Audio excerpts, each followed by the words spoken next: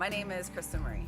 I'm from Phoenix, Arizona, and my husband and I have lived here in California for 10 years. My life mantra is definitely learn to be comfortably uncomfortable, because life is uncomfortable and it always will have some form of discomfort in it, so you have to learn how to sit within that comfortably enough so you can manage it and don't run away from it. Comfortably uncomfortable.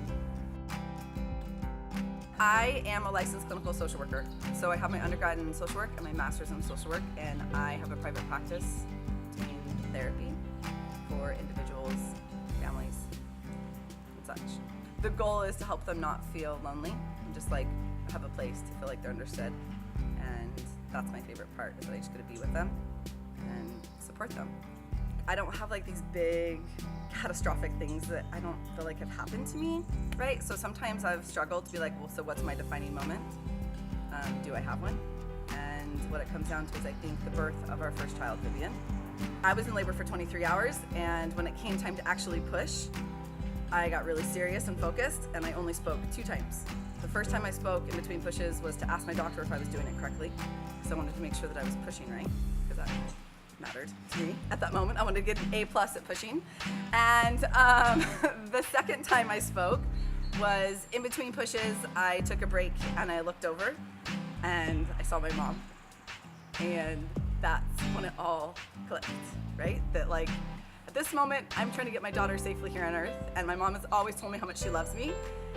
Yet at that moment, I was filled with oh my gosh, this is how much you love me. And I just looked at her and I said, I love you.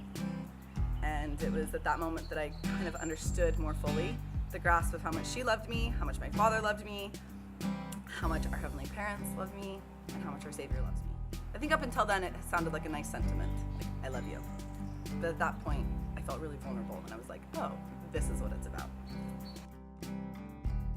The more sand in my car, or in my shower, or bathtub, the happier my heart. To make sure that you're always looking around you to see the goodness, because there's stuff everywhere, every single day, and you just have to open up your eyes and you'll see it. Life is super good. It really is. It's just super good. Have enough faith in yourself that you're going to do a good enough job here.